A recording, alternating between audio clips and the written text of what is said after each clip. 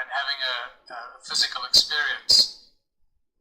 Most of us are dumbed down, or all of us are manipulated in our physical form to forget who we are as infinite spiritual beings, part of the source of all things, and it's this manipulation of our souls that's trapped in this physical body that becomes a very interesting topic of discussion.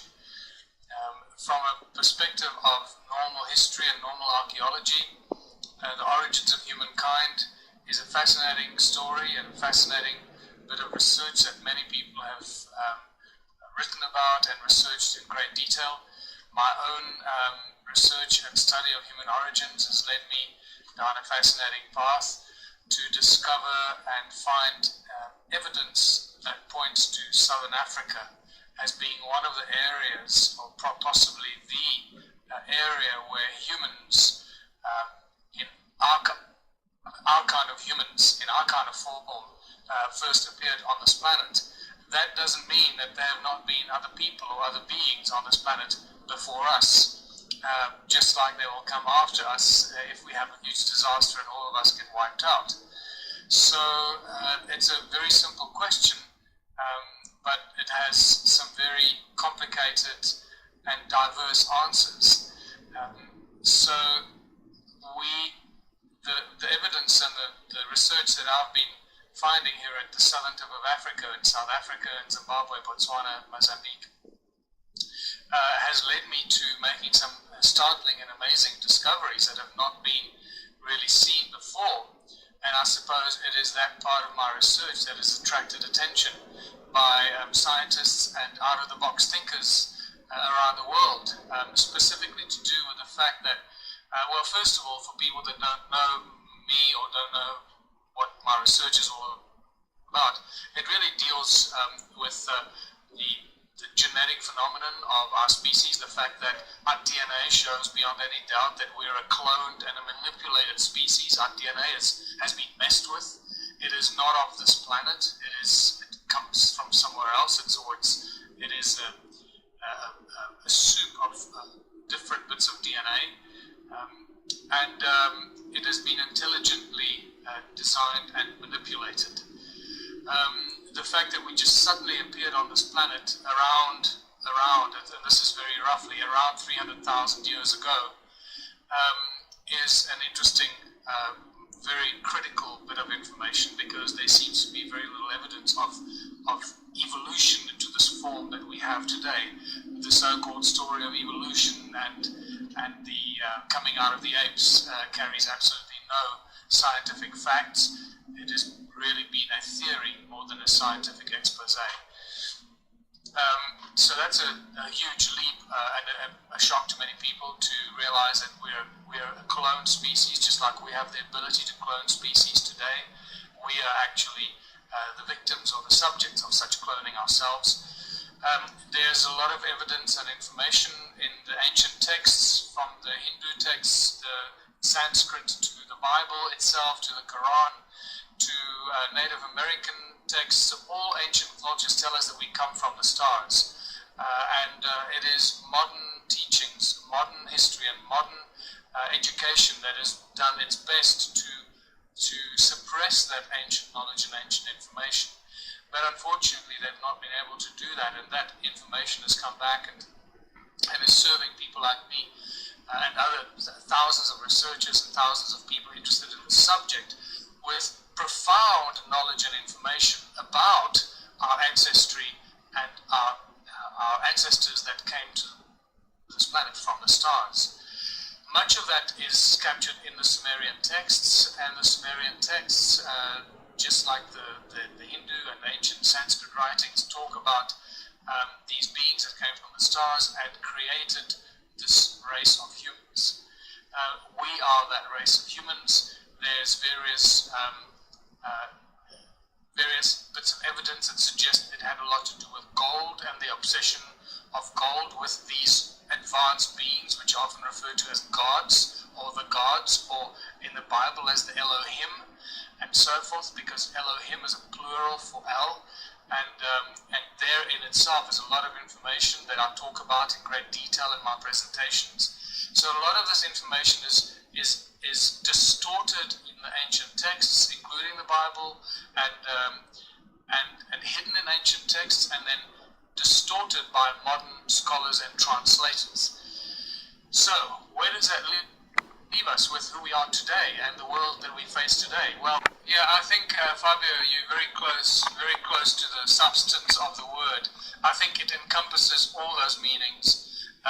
The translation that is often used is, I am who I am because of who we all are. So it describes unity within community, where people work for the greatest benefit of everyone in their community. They work in cooperation for the benefit of the whole community. They don't work in competition against each other so that only one or a few people in the community will benefit at the expense of all others. So it really is this very simple philosophy that provides abundance for humanity, abundance for the community that people find themselves in, and provides a platform for a beautiful life on this planet that is filled with abundance, filled with love, filled with higher levels of consciousness, filled with unity amongst the people, and filled with working together so that everything is possible and everything is achievable. The current systems, as you know, that we have are exactly the opposite. The global current system of so-called democracy and capitalism works exactly the opposite way to this ancient knowledge and ancient wisdom. Ubuntu is an African word, but every ancient culture and civilization around the world have their own version of Ubuntu. So this is really why we use, in the Ubuntu liberation movement, we use the word Ubuntu because it has sort of become a universal expression or the word to express these philosophies of ancient civilizations that bring people together to provide abundance and unity within their communities. I prefer to stay away from expressions like that, like civilization, like the Eurocentric meaning of civilization is very different from the African meaning of civilization, or the Aboriginal meaning. The original people of Australia, the Native Americans, would have a different meaning for the word civilization.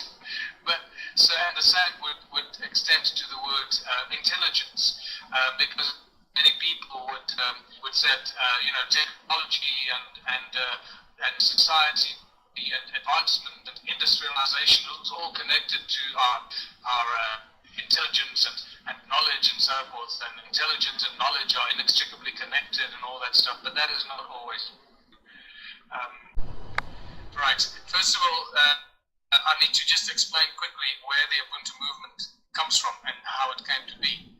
It was when I was researching the origins of humankind, and I started realizing that what we were taught at school and what we taught by our religions is not necessarily true. Like many other researchers like me find the same information, and anyone that goes out seeking. And when I realized that there was a time that money did not exist, first of all, I realized that there were times that people survived for thousands of years without money, and then suddenly this thing called money appeared and became the controlling tool over humanity. And slowly but surely, over the last several thousand years, money has become the absolute tool of control over humanity. So I came up with a word called Contributionism in 2005 while I was writing Slave Species of God. And Contributionism was just a modern way of expressing the philosophy of Ubuntu.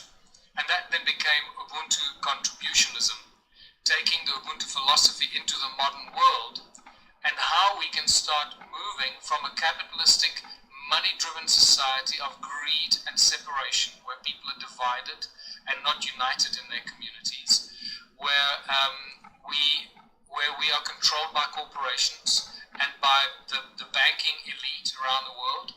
I realized that the only way to escape this enslavement that pretty much all of humanity is entrapped in through the control of money, the only way to get away or escape that is to stop using money.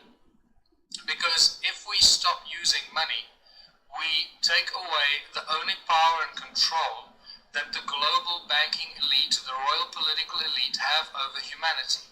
And just to remind people that all the central banks, with the exception of maybe 2 or 3, all the central banks of the world belong to a small group of international royal banking bloodline families that go back thousands of years.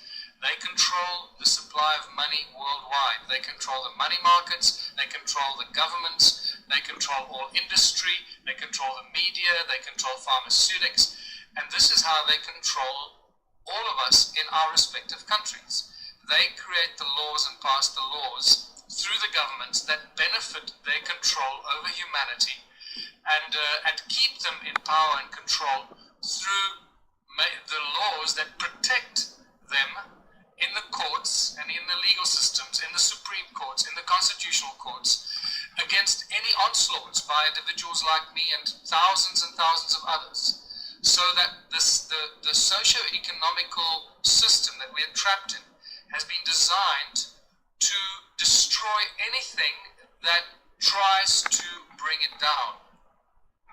The only way we have to bring down or to escape this enslavement and start working and living in unity and harmony and abundance and working together in cooperation rather than the capitalistic competition that's been shoved down our throats, is to remove the money from the system and start working towards a world without money. And that's really the step-by-step philosophy and the future of the Ubuntu Contributionism movement.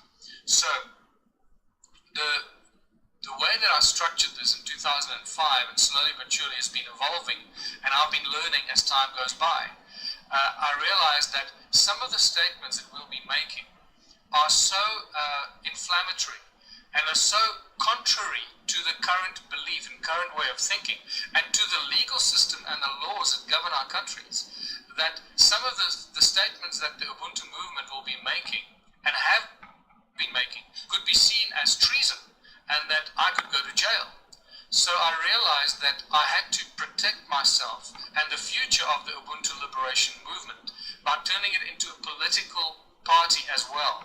So we created the Ubuntu Party as a political platform upon which we can now go to the people of the world and the respective countries. We started in South Africa, and in South Africa the Ubuntu Party participated in the South African elections on the 7th of May 2014. And I'll tell you more about that if you want a bit later. But it was very important that we create the political platform, because on that platform I can go and make statements that that under normal conditions could have me arrested and thrown in jail. We can make promises to the people of our country, what we will do if we are elected. And those promises are very simple. We will break down central government. We will allow people to govern themselves in their own communities, because people don't need to be governed from a central hierarchical pyramidal structure and told what to do.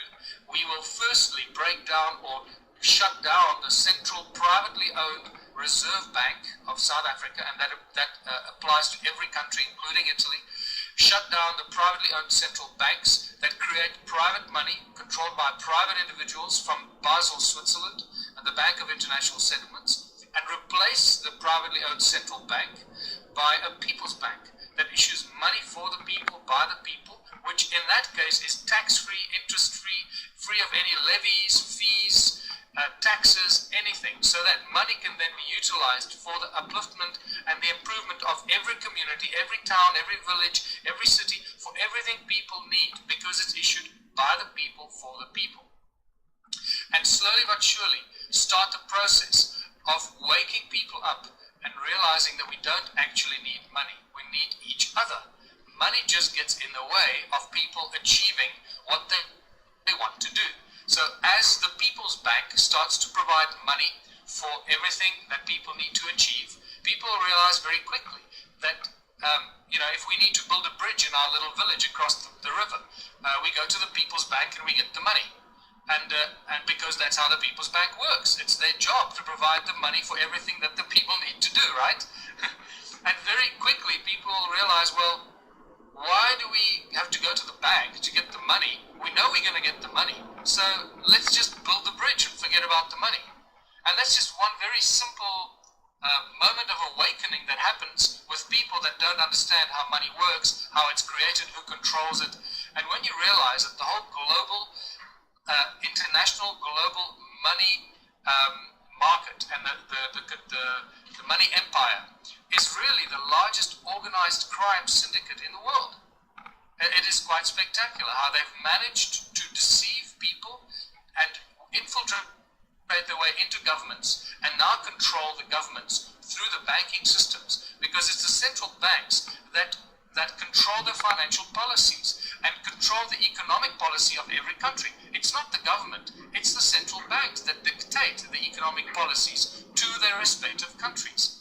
And then the presidents and the prime ministers and the leaders of the countries have to abide, otherwise they get kicked out, because these bankers control the political arena. So this is a huge awakening moment for people that are searching for the truth. And when they realize that this is how the world is controlled and the people are enslaved from the moment we are born to the moment we die, we're enslaved in this money, debt, slavery system that we've been born into. We can do something about it, and that is really the future of Ubuntu and contributionism. Using the philosophy of a moneyless society where people contribute their God-given talents or their acquired skills for the greater benefit of everybody in their community, working together for creating abundance. Now, if I can just explain this very briefly, and then I'll come back to how the political platform can infiltrate and change this. If you have a town or a village of 1,000 people, and everybody contributes 3 hours a week towards one of the community projects in their town, whether it's the metal factory, the woodworks, the dairy, the cheese, the butter, the milk, the bakery, the fishery, the bridge building, whatever you call it, cleaning the streets, building parks, creating recreational facilities, soccer fields, rugby fields, you name it. If you've got 1,000 people working 3 hours a week, that's 3,000 hours a week. You need a lot of community projects to fill those, for those people to do. So you can imagine, just for 3 hours a week, if everybody does something in one of these community projects, how much we will have in that small community. We will create so much abundance, we won't know what to do with it. And that is actually the model and the future of bringing contributionism into divided capitalistic communities and turn it upside down. Now, the interesting thing about this is that even though we participated in the South African elections, and we didn't even get into parliament because we were completely and utterly crooked, the entire system is completely corrupt and manipulated. The outcome is controlled. We went into the elections with about 1 million followers, between 800,000 and 1 million followers. We got 8,234 votes. So clearly, somewhere along the way, our votes were destroyed. Absolutely. But what it did, it made people aware of us. And now in 2016, when we have local elections, local government elections in small towns and villages and provinces, all the work that we're doing in the community now, creating the Ubuntu community projects in our town of Waterval-Boven in South Africa. People are now already participating, getting involved every day. More and more people are joining us. 2 years from now, when we have our elections, people will know about Ubuntu and contributionism. And it's very possible that we will win the outright majority as the Ubuntu party in a small town. And then the Ubuntu party will take control of that town and will have all the funds available to implement these very simple principles of unity consciousness and unity within the community, creating the community projects for the people to really benefit the people, and within a very short space of time, create the abundance that you export all the excess that you create to your neighboring towns and communities for a fraction of the price that they can afford to manufacture it or buy it at. So what you've done at that moment is you collapse the capitalistic model around your contributionist Ubuntu philosophy town. So it's a beautiful, beautiful projected reality that we're projecting for ourselves. We started to walk the talk. We're no longer just talking about it, we're actually doing it on a daily basis, and putting various community projects in place. We have identified 23 community projects in our little town of about 4,000 people, and every day, every week, we're implementing more of the community projects. And my prediction is that within a year from now, we'll have all those community projects active. We'll have at least 1,000 people working every week in these community projects, creating abundance, unimaginable abundance for our little town, bringing in money at the same time. So it'll become a wealthy little town, and collapsing the capitalistic models around us, forcing the neighboring towns to follow the same model, because their capitalistic model cannot survive within a contributionist, close to contributionist community. So that really is the domino effect that we hope to create.